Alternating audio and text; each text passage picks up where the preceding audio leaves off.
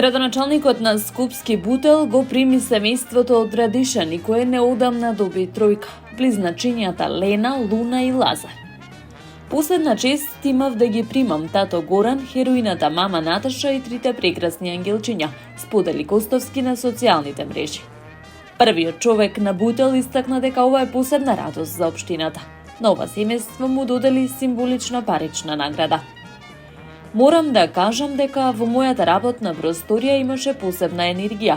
Од срце посакувам овие три прекрасни ангели да растат со тато и мама, да се живи и здрави и Господ да е постојано со нив. Општина Бутел на ова благословено семејство ќе му помогне со 120.000 динари за мала помош во растењето на трите близначиња од Радишани. Благословени од Бога да се, порача првиот човек на општината по средбата.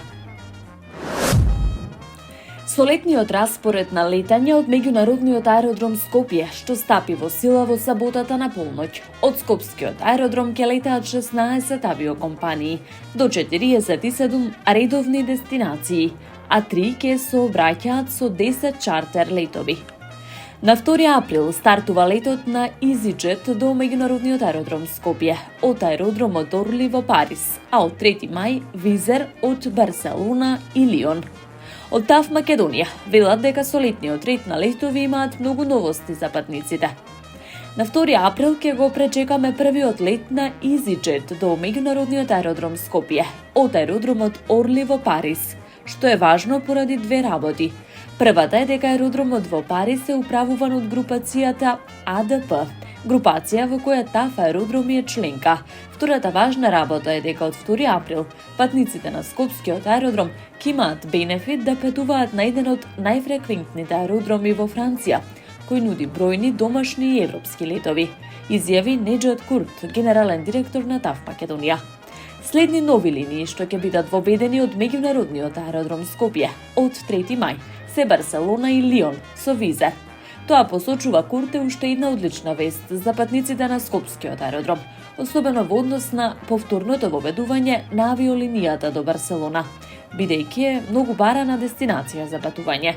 Минатата година ТАВ Македонија ја заврши со 3.174.484 вкупен број на патници на меѓународниот аеродром и на Охридскиот аеродром Свети Апостол Павле, што е зголемување од 1% во однос на 2023 година. За годинава очекуваат зголемувањето да остане константно. Македонскиот таеквондист Дејан Ѓоргиевски освои златен медал на турнирот Скопје Open G1 2025. Со овој медал Ѓоргиевски освои нови значајни бодови на патот до освојувањето на олимписка норма за Олимпијадата во Лос Анџелес во 2028 година. До златниот медал во спортскиот центар Јане Сандански во Скопје. Македонскиот таеквондист дојде по победите над Горијан Бадаровски со 2:0 и Керим Куцуенсур од Германија исто така со 2:0. Со цел поддршка и помош на семејствата на починатите граѓани и повредените во трагедијата во Кочани, пејачката Тамара Тодевска организира хуманитарен солистички концерт. Имено овој музички настан ќе се одржи на 17 април, четврток од 20 часот, во Младинскиот културен центар МКЦ. Средствата од продажбата на билетите ќе бидат наменети за семејствата на починатите граѓани, како и за сите повредени во трагедијата.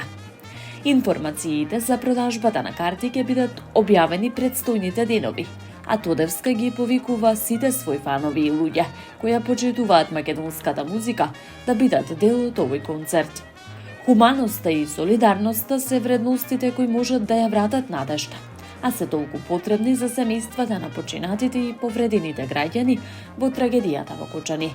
Во моментите на тага и жалост да останеме луѓе, да пееме македонска музика, да пееме за Кочани, посочи Тодевска на своите профили на социјалните мрежи.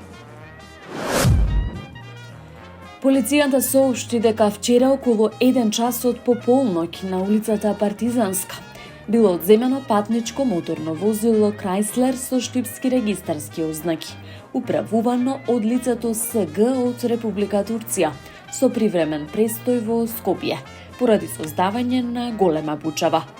На лицето СГ му е изречена соодветна парична глоба. Возилото под сомнение за техничка исправност ќе биде однесено во станица за технички преглед, каде од страна на стручни лица ќе се утврди дали е технички исправно и дали ги исполнува условите за учество во сообраќај, информираат од МВР.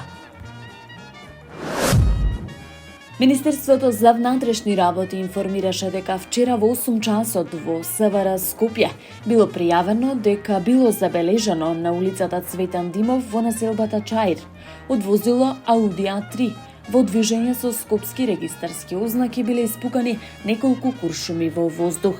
Полициски службеници го обезбедиле местото. Биле пронајдени 5 чаури од гасен пиштол, додека по преземени мерки бил пронајден 23 годишникот АД од Скопје, лицето кое го управувало возилото.